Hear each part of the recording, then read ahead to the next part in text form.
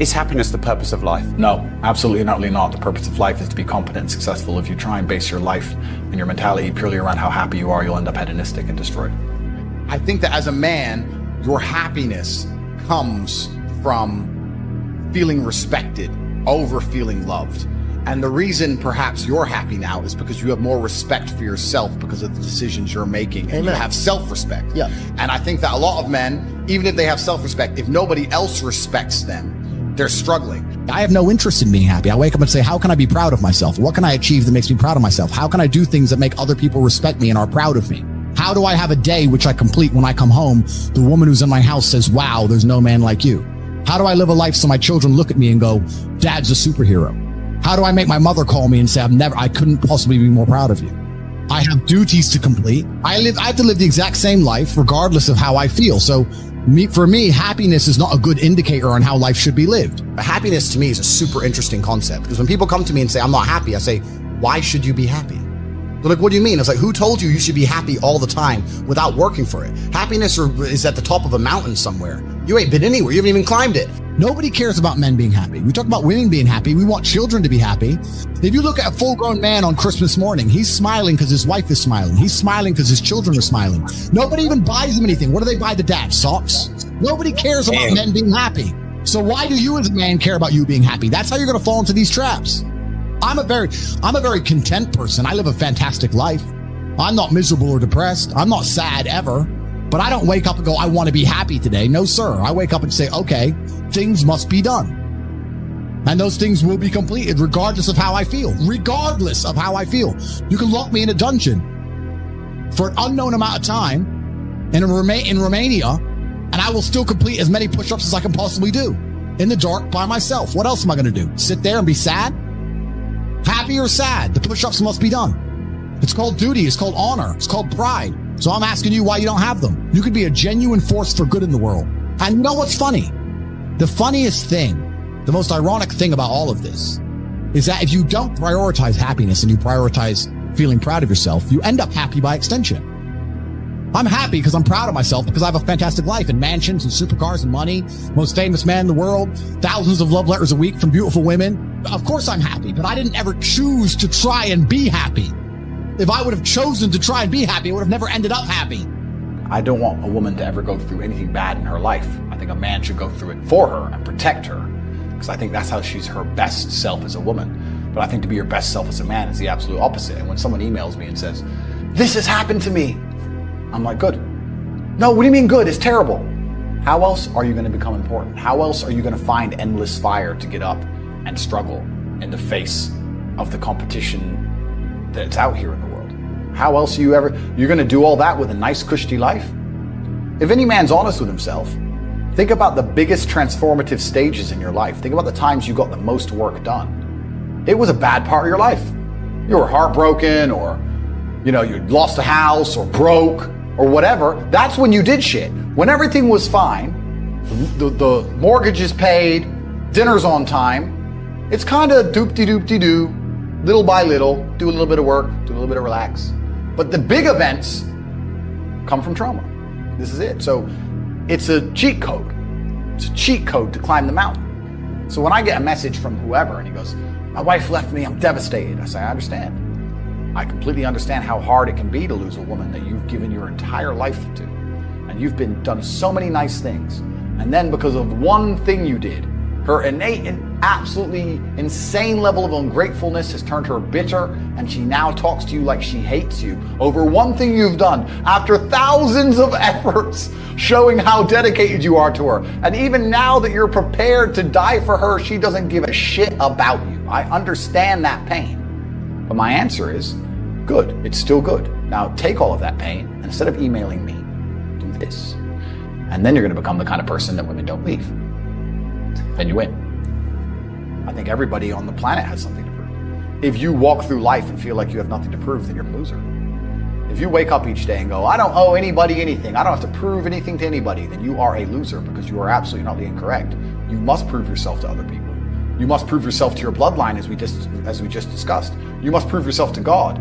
God hates the lazy. He can't stand them. If he gives you all these genetic dispositions and these natural God-given gifts, if you have 2 arms and 2 legs and you can think, and you're not trying your absolute best, that's the reason you're not lucky. He doesn't like you. He likes the people which show him the beauty of his own creation. He likes to give somebody building blocks and them to build something amazing. It's the best thing about being a man. You get to build who you are, right? You can decide if you want to be a funny comedian or a musician or a kickboxing world champion or fight the Matrix. You can decide whatever you want to be. God loves to see that. Those people, for some reason, seem to be enormously lucky, right? The person who goes, I don't have to prove anything to God. I don't owe all of my ancestors any effort. You know, for 5,000 years, people were dodging saber-toothed tigers and catching the plague and running from Genghis Khan. I don't owe them anything.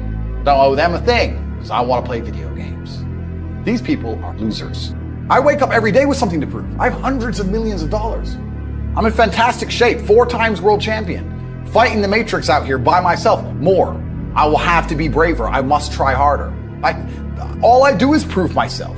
So when I hear people go, I don't have nothing to prove, then you're a loser. Peasants have never felt like they needed to prove anything, but kings felt like they needed to go and conquer land. Isn't that it's coincidental that the king, who already had it all, felt like he needed to go to some far-flung land and conquer it and take it and prove he's the king. But the peasants, oh, I don't have to prove nothing to nobody. You're a loser then. You're a dummy. I absolutely and utterly, completely have everything to prove to everybody all of the time. That's who I am. I will prove anything to anybody. If I sit and say X, I will prove it. Happiness is the number one thing that must be earned. And I'll tell you that my happiness is based on very real world achievements. I couldn't be happy if I was broke. I couldn't be happy if I was obese. I couldn't be happy if I was lonely. I couldn't be happy if I wasn't respected. I couldn't be happy if I couldn't whoop a dude's ass. I couldn't be happy in those scenarios, so I made sure none of them scenarios came true. I have earned my happiness via hard work. It's the top of a mountain which I have climbed. I deserve it. I deserve to go to sleep with a smile on my face. Just that's what I can deserve. And every single guy who hasn't got it probably doesn't deserve it. The universe is very giving and very fair. People seem to think that the world is unfair, and those are all the same people who tell themselves they're unlucky.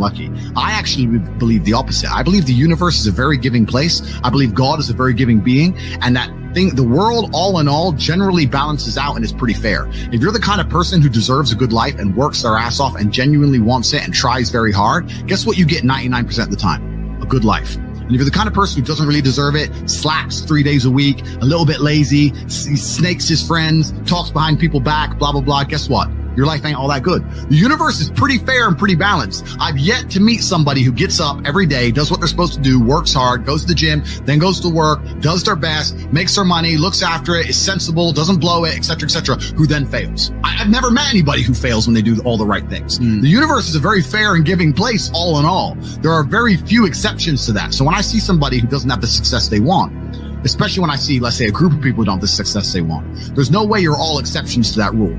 You may want something, but you certainly don't deserve it, and that's why you don't have it. You shouldn't wake up and say, how happy am I today? How does that affect how I act? That's not how I operate. I wake up and say, what must be done? What will allow me to be proud of myself? What will allow me to achieve? And those things will be done regardless of how I feel. And that's how the most successful people on earth all operate. The most successful people on earth don't only do things because they feel happy about doing them. If you never make a mark on the world, then you effectively never existed. And when you're gone, nobody will care. And that's very important because you have a duty to your ancestors and you have a duty to God. So you must make a choice. And this is genuine choice to you people at home. Do you want to live in obscurity forever and be invisible and not matter and have an easier life? I would argue that it's not easier because in your heart and in your soul, you're going to feel guilty knowing you could have been something you're not. Or do you want to try your absolute best and struggle and suffer every day of your life, paying the rent for all of the amazing things around you? We pay endless rent. We pay rent for our bodies. We pay rent for our relationships. We pay rent to keep our kids. We pay rent to keep our business. We pay rent to keep our freedom. Every single day is work to pay the rent. It's absolutely never ending, and you have to make that choice. So if you have a pen and paper in front of you, you need to decide. Do you want to be invisible with a lower rent bill, or do you want to be important and work hard and suffer to make sure that the rent is paid? It's a choice you must make, and it's binary, and you must be extremely dedicated towards the decision you finally make. I refuse to accept that there are people out there who cannot become happy, contented individuals. I refuse to accept we live in a world where God has created people who, no matter how hard they work and how good their life becomes, can't be happy. I don't accept that. I accept that the universe is a very giving place and that God loves all of us. And if you try your best and you work hard, you can become a better person. The beauty of life as a man is to be great. So you have to sit here and ask yourself, do you want to be a happy loser that's insignificant? Nobody knows you exist. Women don't respect you. Men don't respect you. Nobody cares if you live or die, but you get to smile all the time. Or do you want to be one of the most important people on the planet with a little bit of stress? Alternatively, you can go out there into the world, try and implement your mark on the world, work hard, try to get rich, more money, more problems. You can try and start a business, the stress of that. You can lose your girlfriend because all you're doing is working. This is a new level of stress, a new level of trauma, but at least you'll be a somebody at the end of it. As a man, there is no easy life. Your life is not about being easy. Your life is not about being happy. Your life is always going to be difficult. All of the pain you feel, all of the sadness you feel, you're supposed to feel as a man, and you have two effective binary choices. You either go through the suffering and go through the trauma and go through the hardship it takes to be a man of value, or you suffer eternity as a nobody. There's two ways to suffer. You either suffer as becoming a somebody, or you suffer as a perpetual and forever nobody.